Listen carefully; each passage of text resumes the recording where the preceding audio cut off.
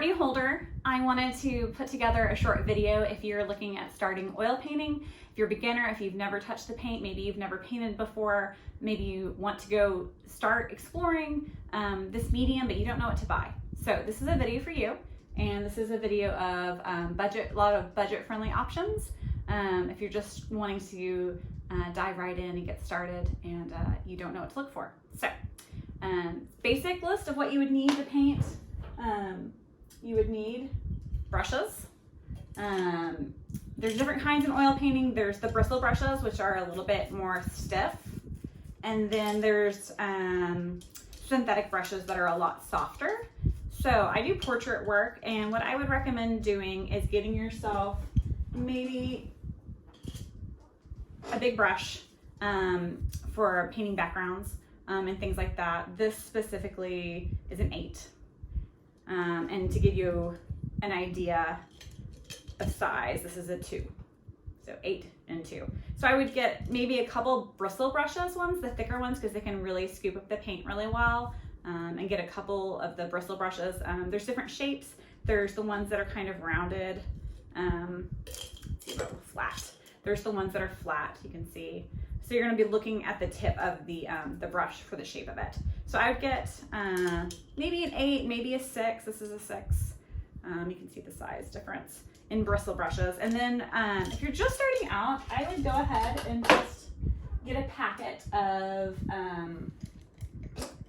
just some synthetic bristle brushes. I'm going to put together a list to go with this video, but you can go to Target and buy a pack of the Made Modern, and it'll be I don't have a pack on me, but it's just a wide variety of different shapes and sizes. And I'd go for the smaller pack on those brushes. And the only other thing I would really recommend getting is, if you're doing a lot of detail work, this is a script brush. You can see how long it is and how pointy it is. This is a 1, like a 1 or a 0. I use this a ton for really straight lines. It makes really great. I use this brush a lot. And then the other thing you want to be sure to have is a round brush. This is a 2.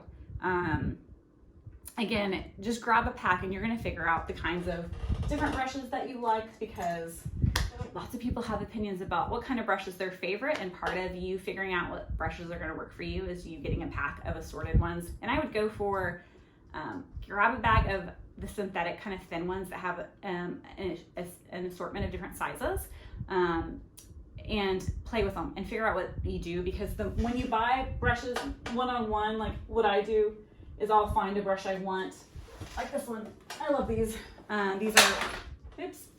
These are liner Princeton ones, and they're a bunch of 2 zeros. You can see how tiny they are. And once I find a brush I really like, I'll go ahead and buy kind of a pack just to have of the exact same brush. But when you're first starting out, you just need to play with a lot of different brushes and explore. So that would be my recommendation. So brushes.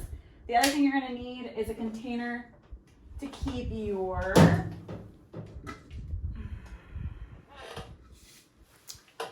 paint thinner in. This is my favorite one. I would highly recommend it. It's one of the safest ones out there.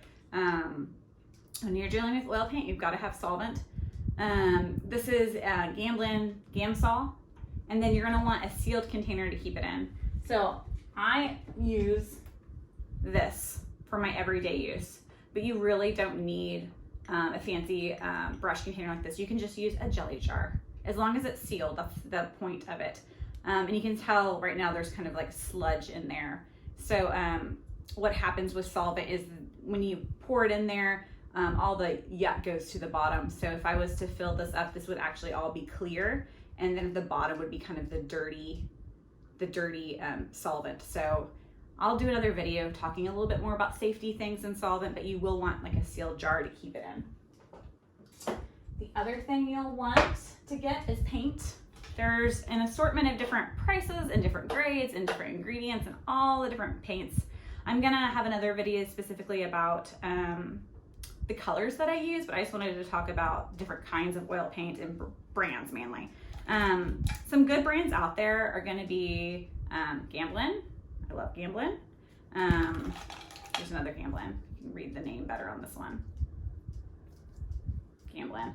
This is a great starter brand, and I use it professionally, so it's kind of your winner, but the price point's really nice on it. Winsor Newton's been around forever. I started oil painting when I was 9. This is the brand I bought when I was 9. There's a lot of different brands out there. I'm going to create a list. More of the expensive brands are going to be like your Michael Harding. Is much more of a professional brand that the price goes up. And just to kind of give you a range, this Gamblin could probably be like, I'm not quite sure, but this could be like a $5 tube of paint, where this tube right here is probably like a $20 tube of paint. So brand does matter. If it ever says the word hue on it, that means it's the ingredients in there aren't the real ingredients. So like cadmiums, if it says cadmium red hue, the hue is usually more on student varieties because it means the ingredients in there are as close as they could get without really using cadmium. So it's a different grade. So just be aware of that when you're purchasing oil paints. Here's another really good student one, Charvin. Most of these brands you can find at Dick Blick or Jerry Artarama. Sometimes even Michael's will have them. The other thing you want to be aware of is when you go buy your assortment of colors, you want to get a big tube of the white. You use white more than any other color. So you buy a big tube, and again, be aware of what brand you're picking up. As an example, this Flake white, it's a Williamsburg, it cost $50. You could also find a same tube of paint that would cost you $15 in a different brand. So just don't go for the sticker shock on some of these brands. Just kind of shop around a little bit. And I'll have some recommendations of kind of where to go depending on what grade you're looking for. So that's paint. I'm going to have a list of the colors that I would recommend you doing. I use a limited palette of like 5 colors. It would be really helpful if you're wanting to watch some of my other videos and do the portrait painting to have at least those 5 colors. The other colors are really just for fun, or sometimes I'll use them for different things, but you can get away with just having these 5, maybe 6. So look for that as well. Let's see. So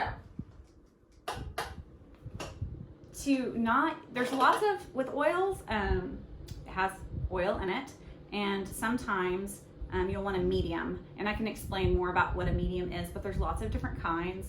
I like the linseed oil one. That's a great medium, and all it is linseed oil. There's also different kinds of oil paint that are solvent-free gels. This is a solvent-free gel I've used. I also like this one, Gamblin Solvent-Free Gel. Right now, I'm probably using linseed oil the most, but I use this one a lot as well too. They're not very expensive, but there's lots of uses for this in oil painting, and it's always a good idea to have some sort of medium. It's a little bit safer because you're using this more than having to use your paint thinner. So you can mainly just keep your paint thinner for cleaning your brushes and for some other purposes that I can talk about. But medium is a great thing to have. You're going to need a palette. That's where you put your paints to mix them. This is a paper palette. They have them almost at any art store. It's just slippery paper. That's all it is. And you can throw them away, which is great. So you have less mess. I use a gray palette. The color gray, and this is a permanent one that I use. I don't really use the paper ones anymore, but I did when I started out, and again, it's a great option. If you can find a paper palette that's gray, oh my goodness, it's gonna save you so much frustration, because you can really see the colors on the gray toned instead of the white. But again, anything works, whatever you can find. Canvases, you're gonna need the surface. This is, I haven't opened this up, but this is a paper palette. It's just sheets. It's a canvas pad. So you can oil paint, it's just textured canvas that hasn't been affixed to anything. This is a great thing to buy when you're first starting out, and it's usually pretty cost effective. And there's just gonna be a lot of paintings that maybe you don't wanna keep forever. And this is a great thing. And you can still do, even if you love what you do with this, there's ways to frame it if you want to, but it's the real canvas ones is the kind of the ones that you want when you're looking for this. The other option that I use most is wood panels. So maybe you get yourself a pad of canvas, and then maybe you get 1 or 2 of these for some project that you think you're going to work a lot on. If you're going to do a self-portrait, or if you're going to do something that you think you are going to spend a lot of time on, you might go ahead and upgrade yourself to a wood panel or a canvas. I love this brand. It's Dick Blick. It's their studio student grade ones. You can get all different sizes. If you're going to do like a head and shoulders, get something that's more of a long than a square. If you can see the difference. If you're going to do like a still life or something, a square is fine. You can buy an assortment pack, or you can buy like, I think these come 4 in a pack, or these come 4 in a pack. If you look under bulk. And then, you can get the bigger canvases as well. So you're going to want a surface palette, brush cleaner. Okay, good news. So brush cleaner, I use Blue Dawn. It's amazing. Usually you might already have it in your kitchen. If you want something else, I would also recommend Murphy's soap, which again is in the cleaning aisle at your local grocery store. Or sometimes I'll use this, which is Linseed Studio Soap. I love this stuff too, but mostly I use Dawn soap. It's great. And I have some tricks for if you happen to let that paint dry on your brushes. That's one of the pitfalls of oil painting, is all the brush cleaning. So just giving you fair warning. The other thing that I use a lot are torn up t-shirts or cloth. I buy this in bulk and just cut into little strips for cleaning my brushes, for wiping down paint off my canvas. You can also get paper towels. You want to get more of the industrial ones. I can't remember the brand right now, but I'm happy to post it on my list. But you're going to want something to clean that you can throw away. So I'll use this till it's bad, and then toss it, and I'll usually recycle just old things. You just want it to be like a soft cotton kind of variety if you're looking for something. And then if you do get the panels, the wood panels, you can buy yourself some artist tape. You don't have to have this, but I tape up my panels on the edges, just so the paint doesn't get on the edges and it keeps it nice and clean. I think you can see it on this one. Let me see. I'm still working on this portrait. Yeah, you can see how I've taped the edges, and it just keeps it nice and clean. So if there's runoff, it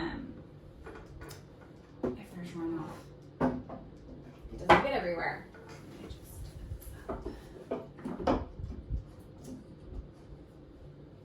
Okay, I think that is mostly it. Let me look at my table and be sure I mentioned everything that you could need. If you have any other questions, message me. I'd love to answer your questions. But this is kind of the supplies that you'll need. It's always a good idea to have a pencil. Any pencil will do. An eraser is a good idea too. And I think that's about it. Thanks for your time and watching my video. I hope this helps you in going supply shopping. Have a great day.